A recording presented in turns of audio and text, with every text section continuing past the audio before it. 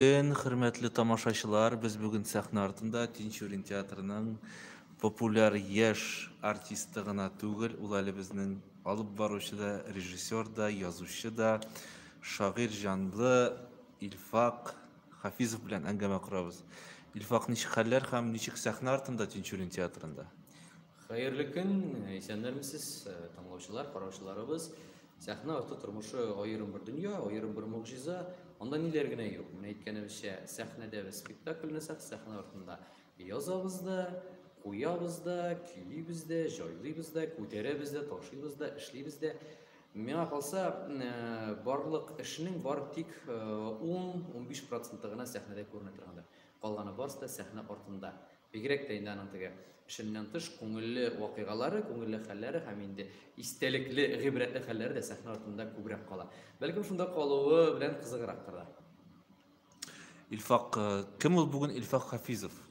Менә үзеңә бәя бирдерсәң, кем ул Илфак Хафизов бүген? Белмим. Әйтә алмыйм кем ул дип. Чөнки без һәр даим үзгәреп торабыз.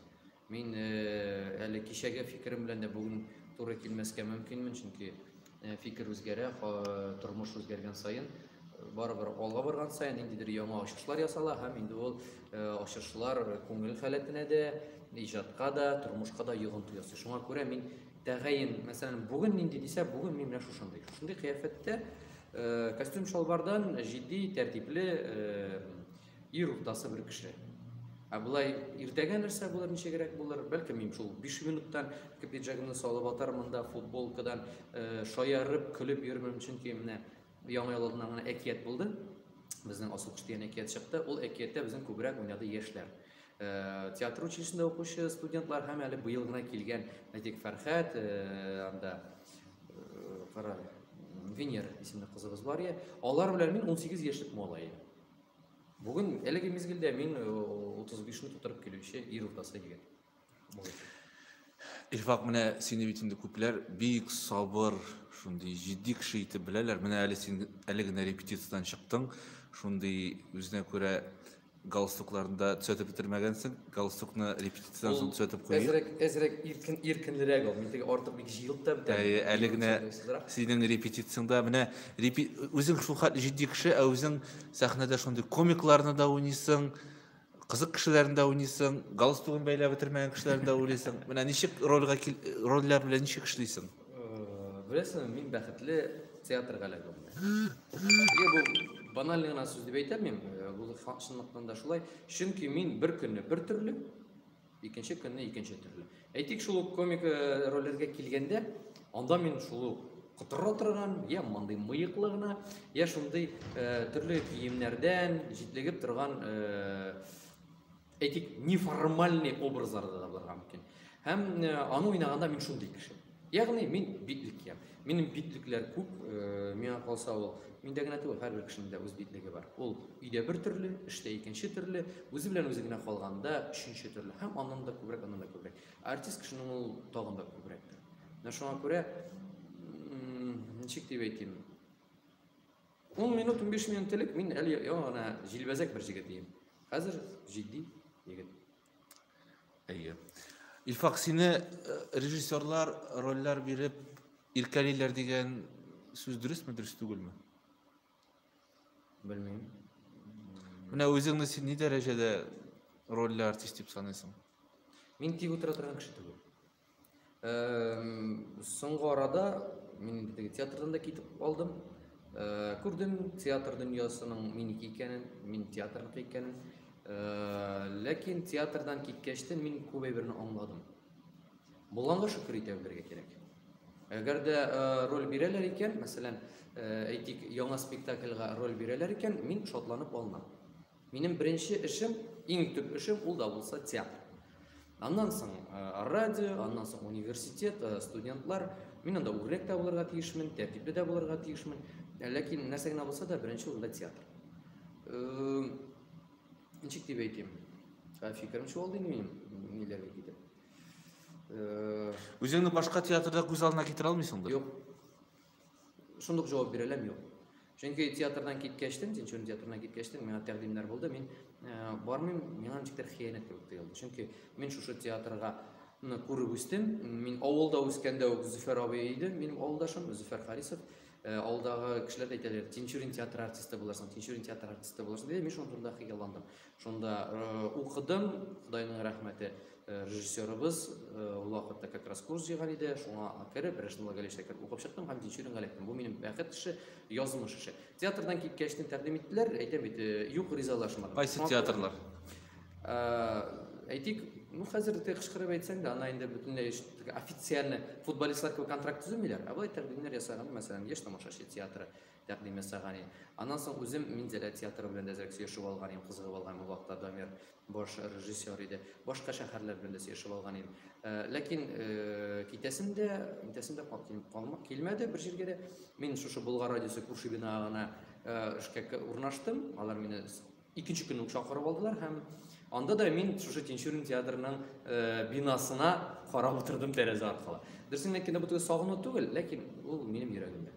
Бу бик баналь сүз булса да. Илфак, бүген кайсы рольләреңне югалтудан куркасың? Иң беренче төштәге Камил роль. Ул иштәлеге ягыннан да, сүзе, мәгънәсе ягыннан да иң яхшы минем күңелемә, минем йөрәгемә үтеп кергән роль, образ. Туфан абыйга, Рәшидулла Галишка, режиссерга рәхмәт. Аннан кала барсында дип әйтәм, югалтудан куркам. Чөнки спектакль ул аерым бер дөнья, ул аерым бер Илфак, аерым бер кеше минем эштәге. Әйтик, иң беренче кызып театрга килгәчтен генә яшь чакта аңламый эшләгән образларым, алар инде чыгып калдылар, хәзер вакыт кечтен генә мискаланда. Бу шулай булган икән дип уйлап куям. Аларны сагынам. Аларның спектакле чыгып калса да, алар күңелемдә. Мәсәлән, Хаҗи әфәнде өйләнәдә Габделхак Шашкан шагыйрь образы бар. Мин аны бик ярата идем. Спектакль чыгып калганга инде 10 ел микән инде, 8 микән шактый. Ләкин аның образы һаман да минем белән. Ул әле кайбер башка комедийный рольләрдә дә теге репетиция вакытында чыгып ала. Мин монда дип искә төшереп ала. Шуңа күрә минем спектакльләр чыгып калса да образлар югалмый.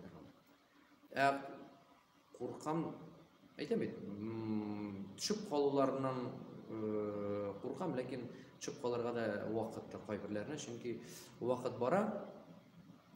Спектакль яңадан спектакльләр чыга. Үзегез беләсез, айда бар тик 30 гына көн, 30 яки 28 көн. Шуның аркасында спектакльләр сымау аркасында кайберләр чыгып кала инде. Аны урына яңасы туып. Ә менә сез алдан сораган идегез, режиссер рольләре белән бирәме, кызыксындырамы дип. Кай вакытта менә яңа спектакльгә рольгә биргәндә ура дип сөйли була. Әгәр дә бирмәсәләр, кызганыч уйнар идем. Ярар диндә, шул бер 2 минуттан соң ярар. Булды Илфак, дәвам итәбез диндә, бүтән эшкә кереп китәм. Мин менә бу театрдан киткәчтән радиода, телевидениедә эшләгәч, һәм университетта эшләгәч, мин үземнең вакытымны сарыф итәргә өйрәндем. Ягъни бушка уздырмыйм көтеп, нәрсәдер эшлим. Менә ул язуымда шул нидән форсаттан барып килгән. Язу турында менә үзең башлап киттең. Нәрсәләр язасың? Башта шаян дип инде күңелемне борчыган сорауларны шигырь юлларында яза торган. Мәсәлән, анда төрле күңелемне әрниткән, күбрәк теге мен башта уйламаган идем сатирик дип. Бер көнне генә Алмаз Хамзин белән сөйләшеп торды, ул шаян журналында бит инде. Шуның белән сөйләшеп алдык та, шигырьләрен күрсәткән идем. Бу бит синең сатира белән язылган ачы ди. Шуңа күрә мондый шигырьләр дә кирәк. Ләкин ул шигырьләрне махсус язып булмый. Ул күңел халәтеннән ниндидер бер дөрес булмаулыктан сизәсең дә язып куясың. Менә шулай итеп уеннан, көлкедән башланган. Мин әлбәттә шигырьләр яраттым. Ләкин соңгы бер 3 елда минем үзгәрде фикерем түгел ул, теләгем. Мин шәшмәсәргә күчтем. Ул да булса әкиятләр, проза һәм хикәя. Чөнки минем уйларым, хис кичерешләрем шигырьгә генә сыймый башлады. Хикәяләрдән китте. Әйтик, менә интернет шәрехләренә куйган идем, мин зияратта җыр. Бер караганда сәер татар халкына хас әйбер түгел, ничек инде зияратта җыр. Татарлар зияратта җырламаган.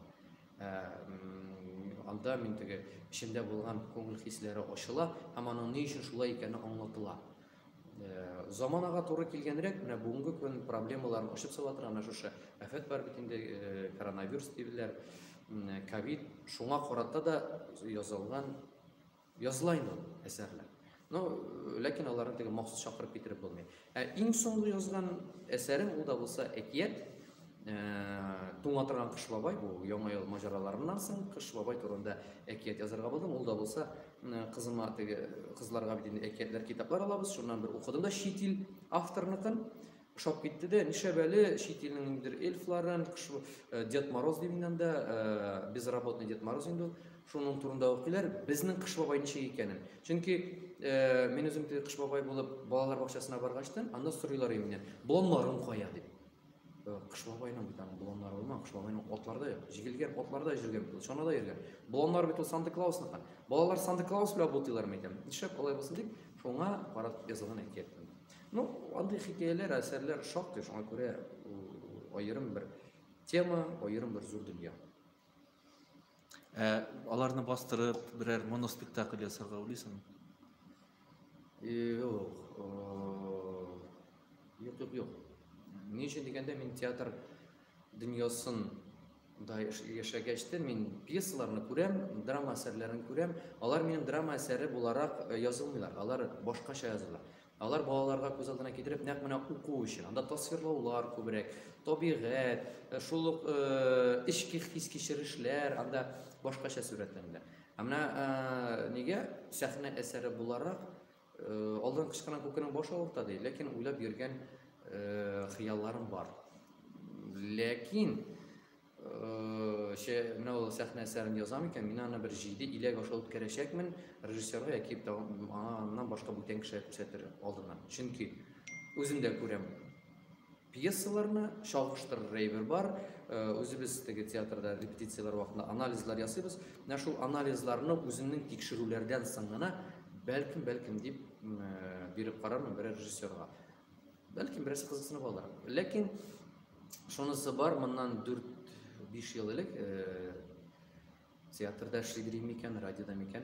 Әтнә театрыннан Дамир дигән егет, яшь режиссер, сораган Илфак Тукай, Әтнә дип Тукай исеме бирделәр театрга. Тукайның берәр әкиятләреннән пьеса кебек языйк әле дип карады. Мин аның теге Шүрәле белән Шүрәлеләрен, Суаналарын, Кәҗә белән Сарыкларын кушып, Күҗлә белән Бәркә дигән әкият язып, ул спектакль булып уйналды. Ләкин ул теге беренче эксперимент булды минем өчен. Һәм шактый гына уңышлы булды. Андый теге пьеса өлкәсендә нәрсәдер шәп караган бар. Һәм инде тәрҗемә булды. Мәсәлән, әллә язмыш, әллә ялгыш дигән әсәрне мин тәрҗемә иттем Резедә Гарипова тәкъдиме белән. Пьесалар булыр алар. Моноспектакль үзеңнең. Менә мин син нишәптер моноспектакль чыгаруыңны күз алдына китерәм. Уйлаганым. Кирәкме икән ул? Кирәк. Беләсезме, минем нәрсә ясасым килә? Минем әлеге мизгелдә язасым килә сатирик, юмор хисе белән сүрелгән пьеса. Бер 3-4 кешелек язылган булса, мин аны үземдә уйнар идем. Халыкны күлдереп, уйга калдыра торган. Чөнки акыл сатудан кешеләр туйдылар инде. Әлбәттә, ул акыл сатырга була, драмаларында килеп карарга кирәк, халыкны тора. Ләкин менә кешегә йогынты ясыйм дисәң, менә халыкка тамашачыга йогынты ясыйм дисәң, аны шулай чиметеп, шуларда күлдереп тә, менә ничектер ничкә кыл өстеннән үтәргә иде. Ләкин андый бер гәп әлегә алынмый, әлегә минем аңа көчем җитми. Моноспектакль, белмим, уйлаганым юк. Менә уйласаң да, аның бүтән ничкәлекләре белән уйлап бетергә кирәк, актуальлыгын карарга кирәк. Ниндидер теге бер хатирәләргә яисә инде үткән заманга караган спектакльдә уйнамас идем. Моноспектакльдә. Илфак, син шуннан да укымышлымы, әллә кыяфәтең генә укымышлымы? Нинди күп укыйсың үзең? Укыйм. Кемнәрне укыйсың? Нинди әсәрләр? Төрлесеннән. Әйтик, мин шул чит илләрне укысам, теге Гарри Поттерларны укыдым инде мин. Мәсәлән, менә әкиятләр дип әйтик инде. Гарри Поттер, Нарнияларны, китапларны укыдым инде мин. Анысы инде минем хатын һәм балалар йогынтысы. Ya аңа кадәр мин мәктәптә Гөлфия апа Мөхәммәд Гарәева укытты минем, аның тәрбияче белән Әмирхан Еникиләрне, Мөхәммәд Мәгъдиевләрне укыдым минем. Бүгенге көндә яшь, дип инде хәзер яшь тә түгел инде. Урта буынга килеп җитәләр. Ленар Шәйхләрне, Рүзәл Мөхәммәтшиннарның шигырьләрен укыйм, шигырьләр яратам үзлектән укырга. Соңгы, мәсәлән, октябрьдан алып мин классикларны укыйм, чөнки тәртип радиосына килгәчтем, анда һәр көнне бер өзек укыйбыз. Ул өзектән кызыксынып кереп, китеп, яңадан-яңа авторлар укыйм. Гөлүп моныңчы белмәгән туктале дип, ул бит мәктәп программаларына кергән ниләрдә язучылар да күп. Каранчы кызык икән, карамыдай фәлсәфә бар икән дип, шулай кайберсен хәтта автор буларак истә калмый. Әсәрнең эчтәлеге истә кала, күңелгә тиеп кала. Менә шуларны укырга тырышам. Әлбәттә, вакыт бик аз хәзерге мизгелдә. Аз дип әйтүем, мәсәлән, мин укыйм йокларга ятыр алдыннан гына. Мин өйгә кайткачтан, минем 3 кызым бар. Мин балаларны булырга тырышам. Өйгә кайтам, балалар тиз генә ашап алам, балалар белән уйныйм, балалар белән шөгыльләнәм дип, аның Нәргизә без инде укуга йөри, бәләкәйләр уйный, ул укысын тыныч кына дип, мин бәләкәйләре белән я рәсемнәр ясыйбыз без, я башка әйберләр белән. Алар җыклап беткәнче, гадәттә инде алар мине җыклата күп очракта, чөнки миңа иртәнге 6-дан торып чыгып китәргә кирәк. Шул арада вакыт тапсам, укырга тырышам. Язганнарыңны балаларың кабул итәме? Әйе, менә олысы кабул итә, әле бәләкәйләр бит сөйләшә дә белми. Сөйләшә ирем киләләр инде, мәсәлән, 3 яшьлек Нәзирәм сөйләшә белә инде, кәгенәп. Менә минем бер зур әкиятем бар. Зиланд дип атала инде ул, безнең Казан тарихына туры килгән. Ул язылып беткән, ләкин эшкәртелеп бетмәгән. Менә аны ул яратып укый. Инде ул мин аңа башта сөйләдем, менә хәзер үзем язам, язылып бетмәгән, ләкин ул инде классташларына барып ул әкиятне сөйләп кайтты. Хәзер бастырасы гына калды.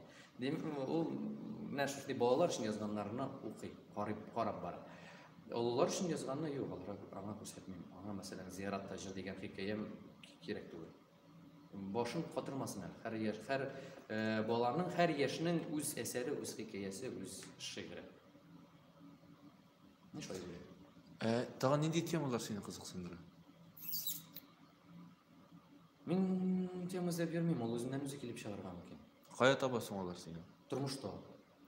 Тормышта ниндидер бер хәл, бер кешенең хыянәте, көтмәгәндә, ничек дип әйтим, көтмәгәндә теге аркага пычак кадау дип әйтмим инде, ләкин менә шундый тукта инде дип син аңа ышанасың, ул сиңа шулай борылып куя да.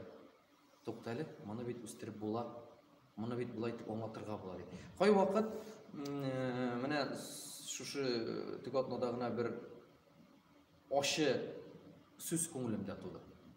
Русча. Мин аны башта язып караган идем, аннан соң Альбин әйтә, син бит эш бала дисең, син бит укытучы, сиңа кешеләр карый, радиодан әйтәсең, син аны алып куй диде. Ләкин әйтәсем килә, шундый сүз туды минем.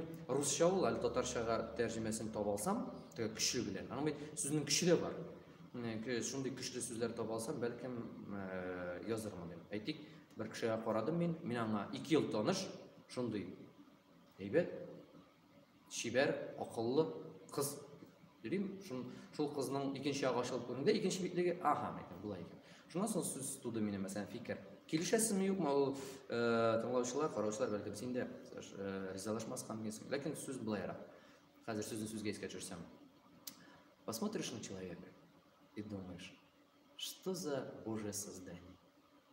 Присмотришься, видишь очередное сатанинское отродье. Каты, авыр. Кинәт кенә аңлап бетереп тә булмый. Ләкин кай вакыт кешеләр әллә битлекләрен ачалар, әллә менә шушындый үзләренең тискәре якларын күрсәтәләр. Бәлкем ул кадәр үк түгелдер. Ләкин минем күңелемдә менә шушындый сораулар тудырды. Һәм менә шушы фикердән чыгып, минем битлекләр дигән бер хикәям, фәлсәфи бер уйлануым инде языла башлады. Менә шулай итеп туа үзеннән үзе. Ифак язам дисең, аларны кая укып буласың? Интернеттан. Мин әле кая чыгарга теләмим. Әлегә. Бәлкем кызып китеп берәрсендә. Киң җәмәгатьчелеккә чыгара торган әкиятләре, мәсәлән, хикәяләремне аларны чыгарсам була. Күбесен минем язылган блокнотта гына, аны мин бар тик якын кешеләремә генә күрсәтәм. Әле китап чыгарга җыймыйсың? Юк. Әлегә ничек дип әйтим? Теге шын уйларым белән китап чыгарга теләмим. Менә берәр теге әкиятләреннән берәрсе җыентык ясыйгайдыр дисә, бәлкем булыр, кем белгән. Дөнья хыяллар белән яшибез. Бу турыда китап нәшриятын әйтеп карарга кирәк. Анда минем кебекләр дөнья. Ну, Илфак Хафизов берәү генә бит инде. Юк, алай димәсен. Минем үземнең дә мәсәлән, әле генә карап утырдым, язган бер шигырем дә бар. Иде, күптән язылган иде, 1-2 ел элек. Шуны искә төшердем дә, карашынып та дөрес әйткәнмен икән дидем. Язучылар күп. Шын язучылар аз. Укучылар да шулай күп булса иде. Әйе. Әгәр дә укучы юк икән, нигә язасың? Менә хәзер әйтәм. Узган ел көзлектә безнең театрда лаборатория булды бит. Шунда бик акыллы фикер әйттеләр. Монда килгән бер профессорлар микән инде ул, әллә Петербургта. Хәтерләмим, мөмкин икән, шундый сүз әйтте. Әгәр дә анда язучылар, драматурглар турында сүз, әгәр дә сез ниндидер акыллы фикер әйтергә телисез икән, бар бит фәлсәфи трактатлар. Языгыз. Әгәр дә ниндидер бер вакыйга, пьеса язасыз килә икән, языгыз пьеса. Пьеса язганда ниндидер акыллы фәлсәфи ашам дип уйламагыз ди. Чөнки фәлсәфинең үз урыны, фәлсәфәнең үз урыны, пьесаның ул әлбәттә ул эчендә ачыла. Ләкин һәр нәрсәнең үз урыны бар дигән хәзер. Шуңа күрә теге 3 тиенлек шигыремне менә мин шагыйрь дип күтәреп, дөнья буйлап теге китап күтәреп, бушка таратып йөрисем килми. Әгәр дә укыйсы килә икән, аласы килә икән, теге күрәсе килә икән, алар инде Instagram'нан яки ВКонтактедан кирип алалар, укый алалар. Мин әле аның белән теге сатып акча эшләргә җыенмыйм. Чыгарып, аның өчен шул китап киштәләрендә тик ятуга теләгән. Илфак, бүген синең үз тамашачың бармы? Белмим. Ничек булай икән соң үз тамашачы? Менә моннан бер 10 еллар элек сез Камал театрында чыгыш ясаган идегез. Бу безнең театр ремонты чагындадыр инде. Бәлки, Ул вакыт. яшьлегем, юләрлегем белән. Әйе. Шул вакытта тамашачы аңлады, 2 артист туды яңа. Татар театрында берсе Илфак Хафизов, берсе Артем Пискунов. Бу егетләрдән инде. Әйе, менә яңа кешеләр, яңа йөзләр һәм яңа талант күренде дип инде. Мин үземне талант дип санамыйм. Уйламыйм һәм уйларга да язмасам. Менә мин күрәм, кайбер артистлар, кайбер түгел, яшерен батырын түгел. Менә Резда Саляхова. Аның үз тамашачысы бар. Ул киноларда төште, аның меңләгән поклонниклары бар, поклонницалары бар һәм алар спектакльгә киләләр, аны күрергә киләләр. Минем караганым да, күзәткәнем дә һәм инде ничектер теге билгеләп барганым да юк. Бәлкем кайберләре килә торганнардыр да мине күрәләр. Бәлкем анда Илфак уйный, бәлкем бардыр, бәлкем юктыр. Мин теге тәгаенне әйтә алмыйм. Менә Илфак өчен килдек әле дип әйткән кеше юк. Үземә дә бәлкем. Әйе, матур, рәхмәт дип ишеткән сүзләрем бар. Теге мәсәлән, мин театрдан киткәчтен тамашачы килмәде. Дер дип уйлыйм. Мин кайткачтан да ой күпләп артыдыр дип әйтә дә алмыйм. Чөнки моннан инде пандемия да бар, сүз дә юк. Ләкин минем артымда меңләгән армия юк. Бигрәк тә тамашачылар. Әгәр дә кемнәрдер карап, булай икән бу, карале моны тыңларга булай икән бу дип нидер фикер туплап кеше әйтсә, андый кешеләр кычкырып йөрми. Андый кешеләр Instagram'га менә мин шунда булдым диттем дими. Мин уйлавымча, мин вакытыннан алда картайган бер караганда. Син артык акыллы һәм артык тыйнак. Белмим, бәлкем. Акыллы дип әйтәм. Чөнки мин үземнән акыллырак кешеләр белән күп аралашам, чөнки мин шул вакытта үзем надан икәнен күрәм. Бигрәк тә менә бу тәртип радиосын мактап була торгандыр, ләкин анда нинди генә акыллы кешеләр килмиләр һәм алар белән аралашканда мин үземне бик надан дип хис итәм. Аңа карамастан, шуңа карамастан мин укырга тырышам, алар белән әңгәмә корырга тырышам, һәм инде әлбәттә кызыклы гына сорауларга, кызыклы җаваплар һәм миңа дөньяга карашны үзгәртә торган, хәтта ачышлар ясый торган кешеләр киләләр анда. Һәм мин алар белән аралашып, мин бәлкем бераз аны үсәмдер. Ләкин мин акыллы түгел. Ул бит әйтәләр теге, наданнар арасында иң акыллысы булып, алай дип әйтмәгән. Лучше быть последним в списке Forbes, чем первым где-то там деп әйттеләр. Шуның кебек, лучше мин акыллар арасында иң наданы булыйм. Наданнар арасында иң акыллысы булганчы. İlfak, seni bugün nindi spektakllerde tan көріп bular? Tışını ayttık, asıl kışını ayttık. Asıl kış балалар әкияте, кияүләр комедиясы, мәхәббәт баскычында мин нәкъ менә үземнең исем белән уйныйм. Шамил абый Фәрхетдинов аны шул безнең исемнән язды. Бик яратып уйныйм.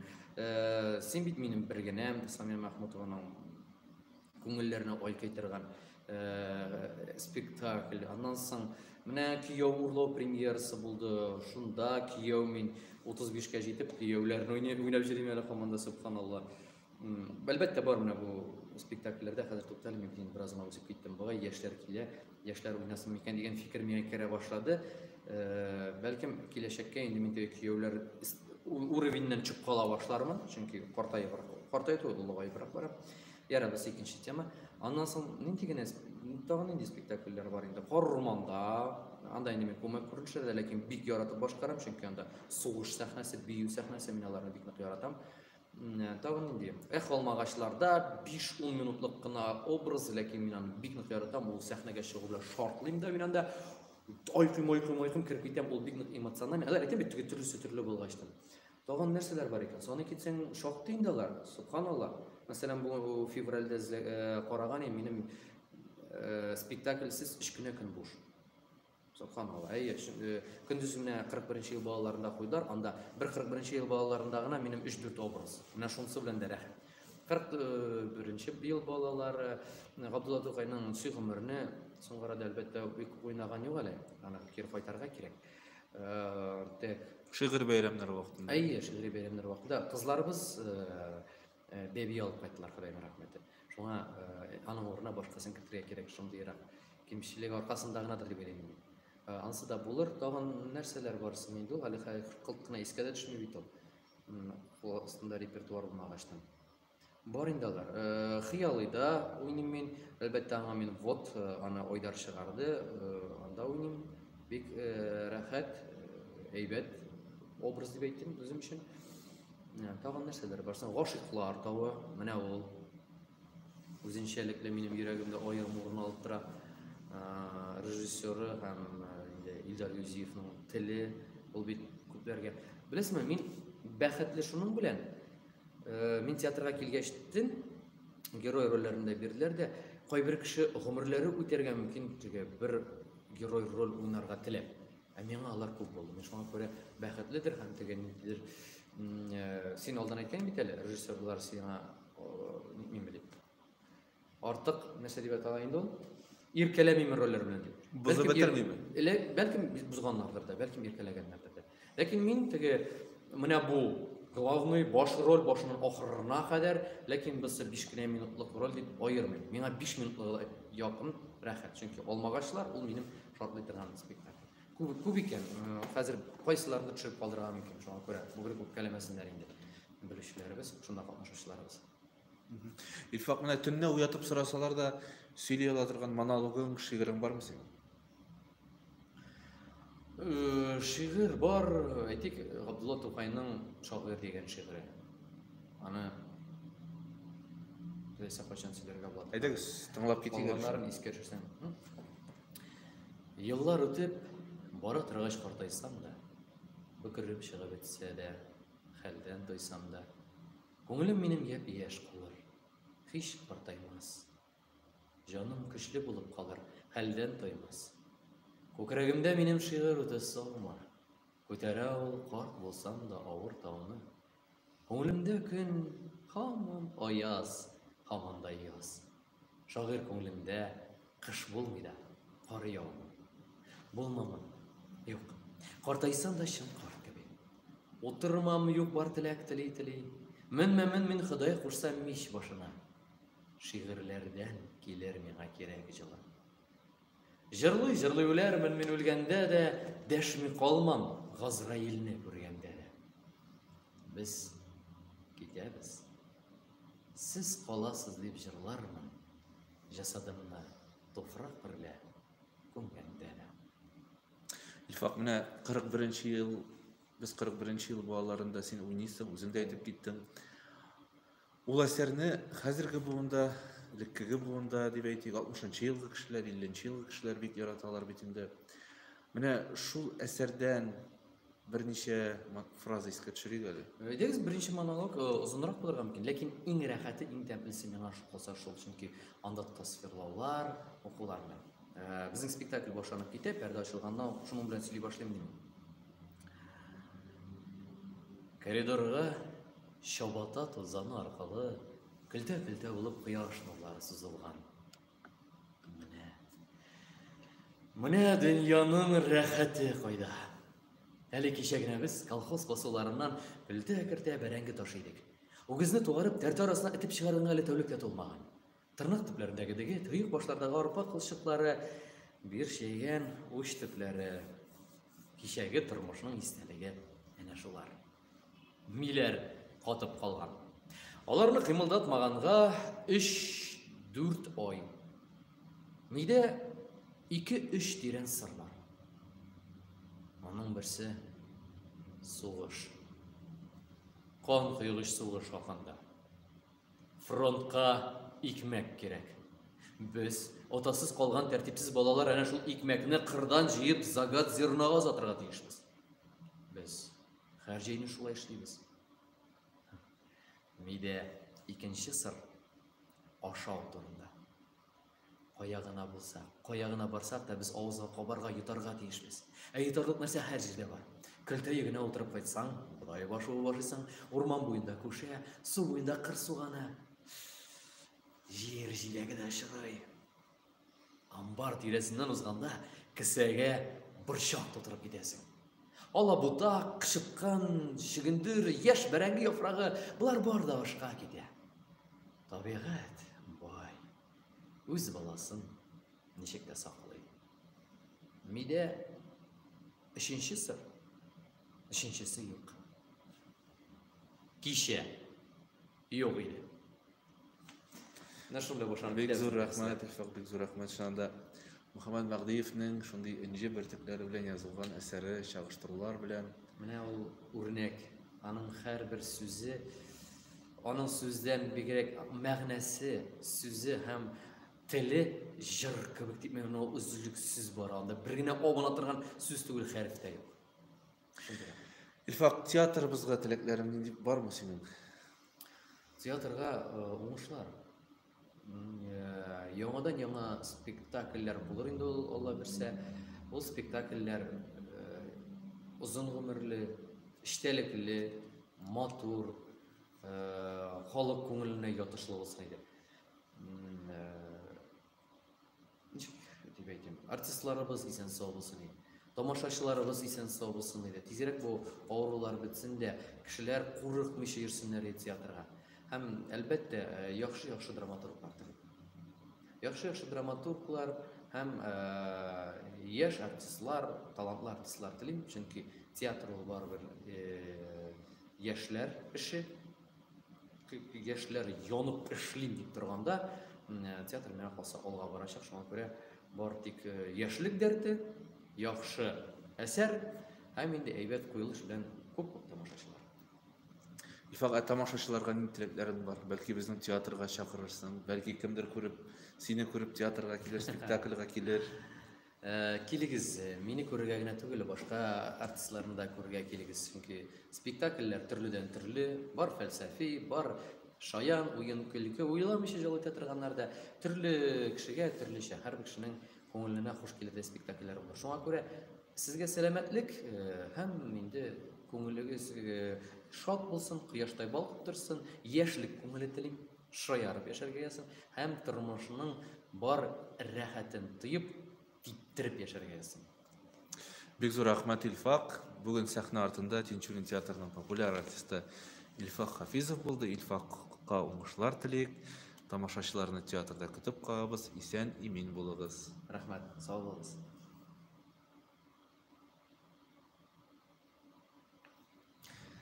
Булдымы?